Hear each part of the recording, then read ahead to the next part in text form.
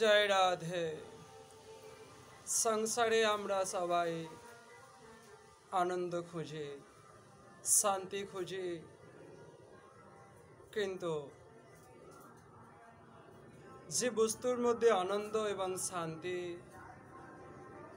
অবস্থান করছে, আমরা সেই বস্তুর পশ্চাতে ছুটি না।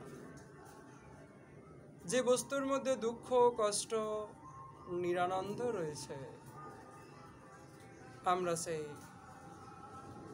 বস্তুর পশ্চাতে ধাবিত হই জন্ম থেকে। এর জন্য দায়ী আমাদের মন। মনের মধ্যে আমাদের পূর্ব জন্মের যে অভ্যাস, যে কাজ আমরা করে থাকি, বর্তমান জন্মের মধ্যে আমাদের সেই স্বভাবগুলোই মনের মধ্যে ফুটে ওঠে, যার ফলে জন্ম থেকে একটু শিশুকে তার নানা প্রকার জাগতিক বাসনা জড়িয়ে ধরে। মৃত্যু পর্যন্ত এই কামনা মনের মধ্যে এমনভাবে চেপে বসে থাকে, মরণ এসে যায়, তাহার পরও আমাদের এই মন সে আনন্দময় বস্তু ভগবানের চরণে সমর্পিত হয় না। আমাদের ভাবনা সেই ভগবৎ চিন্তনে নিমগ্ন হয় না। এই জাগতিক বস্তুর পশ্চাতে ছুটতে ছুটতেই একটি জনম নয়, জনমের পর জনম চলে যাচ্ছে, আমরা সেটা বুঝতে পারি না। অথচ এই জাগতিক বস্তুগুলো লাভকেই আমরা সুখ বলে মনে করি, কিন্তু পণ্ডিতরা, বিবেকবানরা তা মনে করে না। কারণ ভগবান নিজেই বলছেন, যে হি সংস্পর্শজা ভোগা দুঃখ জনয় এবতে আদ্যন্তবন্ত কৌন্তেয় নতে সুরমতে বুধ। অর্থাৎ বুধ অর্থাৎ পণ্ডিতগণ, এই সংসারে যত প্রকার সুখ আছে, সেই সমস্ত স্পর্শজনিত সুখ আসলে দুঃখের কারণ, যার আদি দুঃখ এবং অন্ত দুঃখ। আমাদের কাছে সুখ বলতে কি বোঝায়? অর্থ। তারপরে অর্থ দিয়ে আমরা কি করি? আমাদের শারীরিক সুখের খোঁজ করি। তারপর আমরা শরীরে একটা নির্দিষ্ট সুখের স্থিতিশীল হলে তারপর আমরা মনের সুখের খোঁজ করি। বিষয়টি কেমন? শরীরের সুখের জন্য আমরা রাজপ্রাসাদ বানাই, এসি, রেফ্রিজারেটর, ফ্রিজ, গাড়ি ইত্যাদি ইত্যাদি। তারপরে মনের সুখের জন্য আমরা কি করি? সুন্দরী যুবতী, সেই কাম তৃষ্ণাকে চরিতার্থ করার জন্য আমরা একটা স্ত্রীকে পোষণ করি। যার ফলে কি করতে হয়? আমাদের অর্থের জন্য আমাদেরকে সারা দিন রাত নিরন্তর চিন্তন করতে হয়।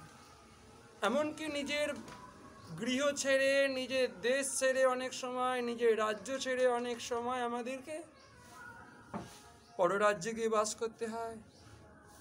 কলকারখানায় সেই ধুলার উপরে মাদুর পেতে শুতে হয়। কোথায় না কোথায় আমাদের যেতে হয় সামান্য অর্থের জন্য, কামসুখ চরিতার্থ করার জন্য। কিন্তু এর এক বিন্দু কষ্ট যদি আমরা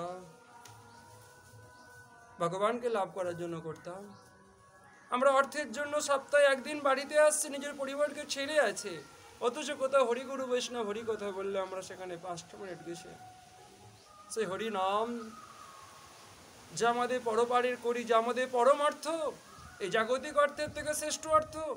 কারণ মৃত্যুর পরই জাগতিক অর্থ সঙ্গ দেবে না, সঙ্গ দেবে আমাদের সেই সাধু সঙ্গ, ভগবত কথামৃত শ্রবণ। যার ফলে আমরা সেই অর্থ লাভের জন্য চিন্তন করি না।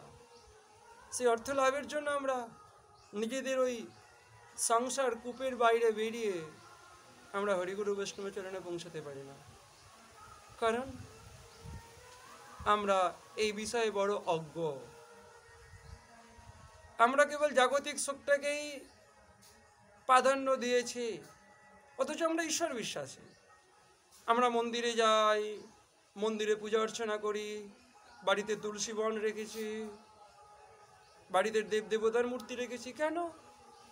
কারণ মৃত্যুর পর তো কিছু হবে না, তাই তো আপনি এতটা নিরাপদ মনে করছেন। তাই তো আপনি হরিগুরু বৈষ্ণবের চরণে গিয়ে ভগবানের চরণে আত্মসমর্পণ করছেন না। আপনি তো কৃষ্ণের সংসার করছেন না, আপনার আহার অশুদ্ধ, আপনার জীবনযাত্রার প্রতিটা মুহূর্ত মনোরঞ্জনে টিভি সিরিয়াল ফোন এইসবের মধ্যে পরচর্চা পরনিন্দা কেটে যাচ্ছে। কতক্ষণ আপনি ভগবানের চিন্তা করেন? আপনার জীবনে মহামূল্যবান সময় কতক্ষণ সময় আপনি ভগবানের সেবা করেন? কতক্ষণ সময় আপনি হরিগুরু বৈষ্ণবের সেবা করেন? তাহলে বিচার করুন, আপনি যদি ভগবানের বিশ্বাসে থাকেন, তাহলে মৃত্যুর পর যখন আপনার পরজন্মে বিশ্বাস আছে, তাই তো আপনি আপনার পরিবারের পূর্বপুরুষরা মারা গেলে তাদের উদ্দেশ্যে শ্রাদ্ধ করছেন, কারণ পরজন্মে বিশ্বাস করেন বলেই তো করছেন। তাই তো ভগবানের মূর্তি রেখেছেন, মন্দিরে যান, কারণ ধর্ম বলে কিছু একটা আছে যেটা আমাদের পরকালের পাথেয়, পরকালে এগুলো আমাদের রক্ষা করবে। কিন্তু এতটাই যখন বুদ্ধিমান, তাহলে ইহকালকে এতটা প্রাধান্য দিয়ে জীবনের মহামূল্যবান সময়কে কেন বরবাদ করছেন? ইহকালকে পরকাল সুন্দরের জন্য উৎসর্গ করুন, অর্থাৎ এই জীবন ভগবানের শ্রী চরণ কমল উৎসর্গ করে কৃষ্ণের সংসার করে জন্মকে সার্থক করুন। সংসারের চারিদিকে যা দেখছেন, যা ভাবছেন, এই সব কিছু কিন্তু আপনার উদ্ধারকারী নয়, হরিগুরু বৈষ্ণব সঙ্গই উদ্ধারকারী। বলো রাধে রাধে।